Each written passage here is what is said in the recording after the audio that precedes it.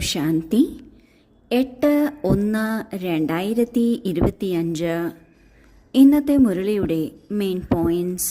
മധുരമായ കുട്ടികളെ, ബാബയുടെ ശ്രീമത്ത് നിങ്ങൾക്ക് 21 തലമുറയിലേക്കുള്ള സുഖം നൽകുന്നു. ഇത്രയും വേറിട്ട നിർദ്ദേശം ബാബയ്ക്കല്ലാതെ മറ്റാർക്കും തരാൻ സാധിക്കില്ല. നിങ്ങൾ ശ്രീമത്തനുസരിച്ച് മുന്നോട്ടു പോകൂ. ഏറ്റവും ശ്രേഷ്ഠമായ മതം, അതായത് നിർദ്ദേശം, ഭഗവാന്റേതാണ്. ആ നിർദ്ദേശം പാലിക്കുന്നതിലൂടെ നമുക്ക് 21 തലമുറയിലേക്കുള്ള സുഖം ലഭിക്കുന്നു. ഇത്രയും വിശിഷ്ടമായ ആ ശ്രീമതം ബാബയ്ക്കല്ലാതെ മറ്റാർക്കും തന്നെ തരാൻ സാധ്യമല്ല. അതിനാൽ ബാബ പറയുന്നു, ഈ ശ്രീമത്തനുസരിച്ച് മുന്നോട്ടു പോകണം. ബാബയെ ശ്രീ ശ്രീ ശിവ് ബാബ എന്ന് പറയുന്നത് മറ്റുള്ള ആത്മാക്കളെ ശ്രേഷ്ഠമാക്കുന്നു, ശ്രീ ആക്കുന്നു. അതുകൊണ്ടാണ് ബാബയ്ക്ക് 2 ശ്രീ ഉള്ളത്. ഇത്രയും ശ്രേഷ്ഠമാക്കുന്നത് ശ്രീമതത്തിലൂടെയാണ്. അതിനാൽ പൂർണ്ണമായും ശ്രീമതമനുസരിച്ച് നടക്കണം. ചോദ്യം: സ്വയം തനിക്ക് തന്നെ രാജ്യതിലകം നൽകുന്നതിനുള്ള സഹജ പുരുഷാർത്ഥം എന്താണ്? ഉത്തരം: 1. സ്വയം തനിക്ക് തന്നെ രാജ്യതിലകം നൽകുന്നതിനായി ബാബയിൽ നിന്ന് എന്തെല്ലാം ശിക്ഷണങ്ങൾ ലഭിച്ചിട്ടുണ്ടോ അതിൽ നല്ല രീതിയിൽ മുന്നോട്ടു പോകൂ. ഇതിൽ ആശീർവാദത്തിൻ്റെയോ കൃപയുടെയോ കാര്യമില്ല. 2. ഫോളോ ഫാദർ ചെയ്യൂ. മറ്റുള്ളവരെ നോക്കരുത്. മന്മന ഭവ. ഇതിലൂടെ സ്വയം തനിക്ക് തന്നെ തിലകം ലഭിക്കുന്നു. പഠിത്തത്തിലൂടെയും ഓർമ്മയുടെ യാത്രയിലൂടെയും തന്നെയാണ് നിങ്ങൾ പാപ്പരിൽ നിന്ന് രാജകുമാരരാകുന്നത്. ബാബ മനുഷ്യനിൽ നിന്നും ദേവതയാക്കാൻ വന്നിരിക്കുകയാണ്. 21 ജന്മത്തേക്കുള്ള രാജ്യഭാഗ്യമാണ് ബാബ തരുന്നത്. ഈ രാജ്യഭാഗ്യം എടുക്കുന്നതിന് സഹജ പുരുഷാർത്ഥം എന്താണ്? ആദ്യത്തേതാണ്, ശിക്ഷണങ്ങൾ എന്ത് ബാബ നമുക്ക് തന്നിട്ടുണ്ടോ അത് നാം ജീവിതത്തിൽ കൊണ്ടുവരണം. എന്താണോ ബാബ പഠിപ്പിക്കുന്നത് അത് മനസ്സിലാക്കണം, അത് പ്രാക്ടീസ് ചെയ്യണം, അത് മറ്റുള്ളവർക്ക് പറഞ്ഞും കൊടുക്കണം. ഇതിൽ ദയയുടെയോ കൃപയുടെയോ ഒരു കാര്യവുമില്ല. നാം പഠിക്കേണ്ടത് നാം പഠിക്കുക തന്നെ വേണം. 2ാമത്തെ പോയിന്റാണ്, ബാബയെ പൂർണ്ണമായും പിന്തുടരണം. മറ്റുള്ളവരെ അല്ല നോക്കേണ്ടത്. മന്മന ഭവ സ്ഥിതിയിലിരിക്കുന്നതിലൂടെ തനിക്ക് തന്നെ രാജ്യതിലകം ലഭിക്കുന്നു. ബ്രഹ്മബാബ ഏറ്റവും മിടുക്കനായ വിദ്യാർത്ഥിയാണ്. അങ്ങനെയുള്ള ഏറ്റവും മിടുക്കനായ വിദ്യാർത്ഥിയെ ഫോളോ ചെയ്യുന്നതിലൂടെ നാമും മിടുക്കരായി മാറുന്നു. പഠിത്തത്തിലൂടെയും ബാബയുടെ ഓർമ്മയിലൂടെയുമാണ് നാം ഉയർന്ന സ്ഥിതിയിൽ തിരിച്ചെത്തുന്നത്. പഠിത്തത്തിലും നാം ശ്രദ്ധ കൊടുക്കണം, യോഗത്തിലും ശ്രദ്ധ കൊടുക്കണം. ഗീതം: ഓം നമ ശിവായ. ധാരണയ്ക്കുള്ള മുഖ്യസാരം: 1.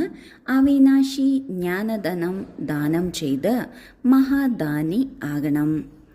ഏതുപോലെ ബ്രഹ്മബാബ തൻ്റേതെല്ലാം യജ്ഞത്തിൽ ഉപയോഗിച്ചു, ഇതുപോലെ ഫോളോ ഫാദർ ചെയ്ത് രാജ്യാധികാരത്തിൽ ഉയർന്ന പദവി എടുക്കണം. 2. ശിക്ഷകളിൽ നിന്ന് രക്ഷപ്പെടുന്നതിന് യോഗം ശേഖരിക്കണം.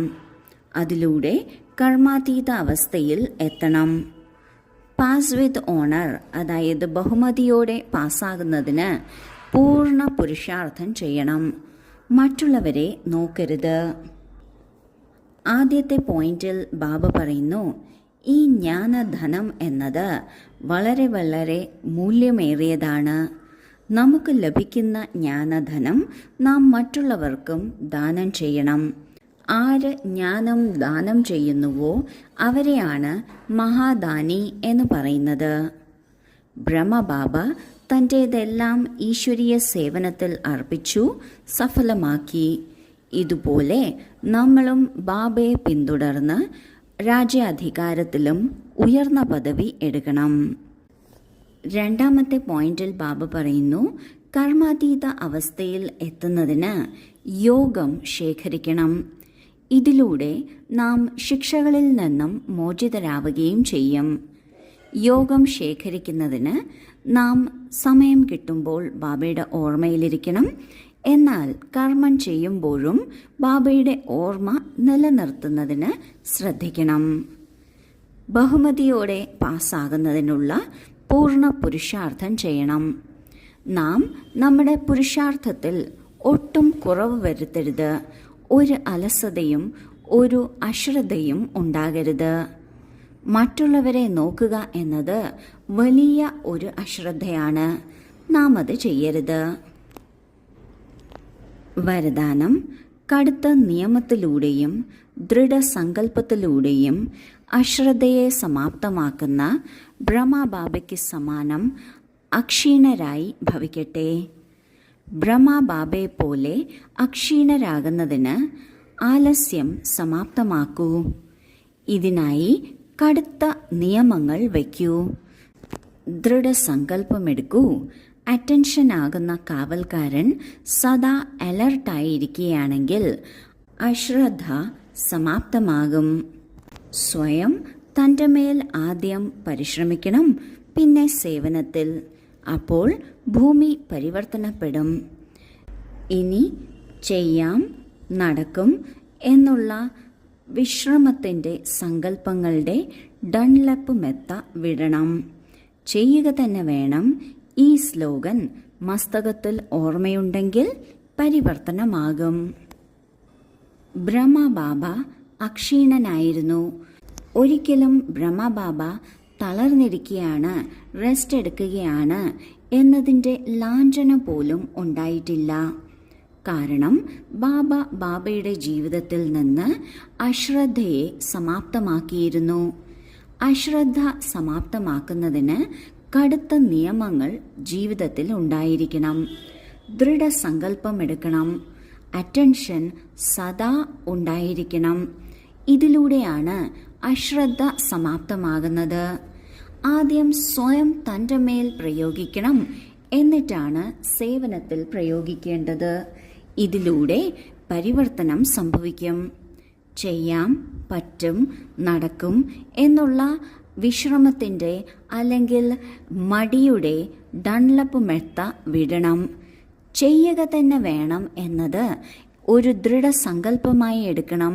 ഒരു സ്ലോഗനായി സദാ ഓർമ്മ വയ്ക്കുകയാണെങ്കിൽ പരിവർത്തനമുണ്ടാകും. സ്ലോഗൻ സമർത്ഥ സംസാരത്തിൻ്റെ അടയാളമാണ്.